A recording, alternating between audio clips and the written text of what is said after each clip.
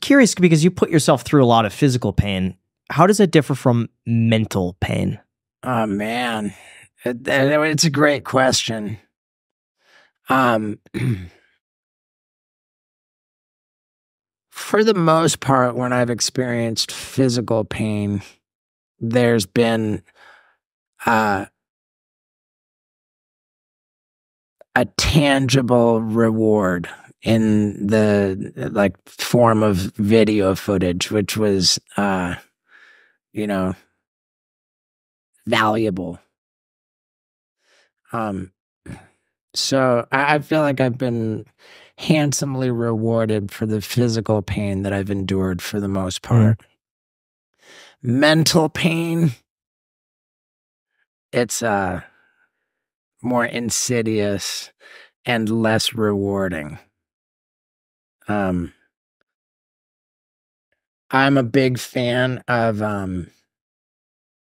a prescription I take called Zoloft, which I believe protects me from like a morass of dark thinking and you know, even at times like ideation of self-harm.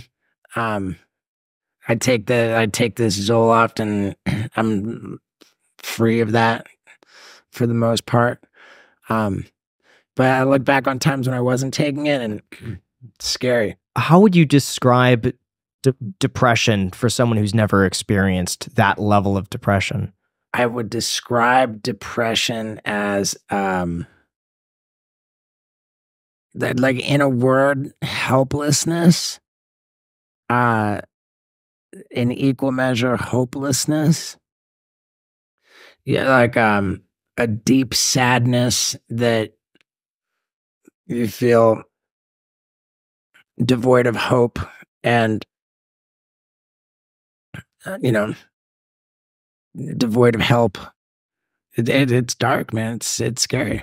And I think that the antidote for feelings like this is to articulate it. You know, I think that again, like with the voicing your insecurities, you know, by like it takes power out of it. If you can tell just another person, if you can speak up about what you're feeling, what you're going through, that I think that is the strongest medicine to get you through it. And I think that in cases when people, you know, they find a permanent solution to a temporary problem, it's because they didn't speak up and they weren't vocal about what was bothering them. In terms of the physical pain, did you have a certain experience or something where you realized that you kind of had a higher tolerance for it, or I don't. Do you not think that you have a higher tolerance for it? No. I find that you realize surprising. That's insane to hear. I get a paper like cut viewer, and I've he freaks out. Yeah. I had a popcorn kernel stuck in the back of my throat and it ruined the night. Yeah. It was all I could think about for hours, and it was a popcorn kernel. I mean, as a way to illustrate my belief that I don't have a high tolerance for pain, if I did, then I wouldn't be reacting in these situations where I'm experiencing pain. I think that the fact that I don't have a special tolerance for pain is evident in the fact that I react to pain when I'm in it. And it's that reaction that people find compelling and entertaining. The secret to how I'm able to force myself into painful situations is that my desire for attention outweighs my desire for comfort. That's really interesting. Where do you think the desire for attention comes from? Ah, man. I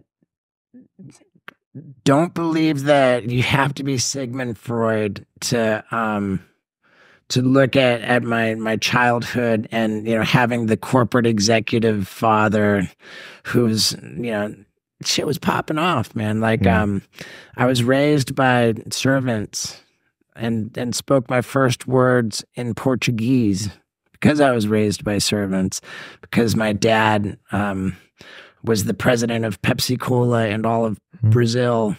And so, like, you know, like my parents had it going on, like their life was popping.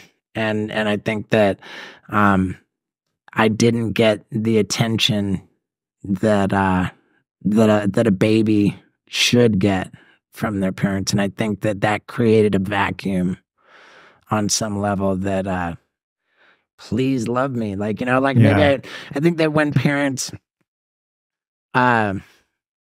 you know, when parents don't pay attention to their baby, that creates a vacuum. Yeah. And then that's not necessarily an indictment of my parents. Sure. They did the best they could. They didn't know. Yeah. You know, I'm certainly not mad at them for it, but I think that it just checks out, you know, especially because, you know, with my dad, you know, traveling and being so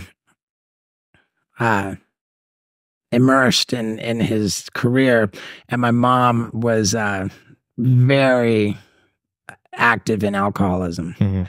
So that, I think that it all created a bit of a void where I didn't feel that I was getting the love, and so it's like I need to be loved. Like I looked everywhere for love, and that's, I think, what attention seeking is. Are you comfortable being so open about everything? Was there a point where you've learned how to be just so brutally honest? Because it's for us, it's very rare that people speak so candidly or are so open about these situations. It's a good question, man. I think that there was some I think that's kind of built into me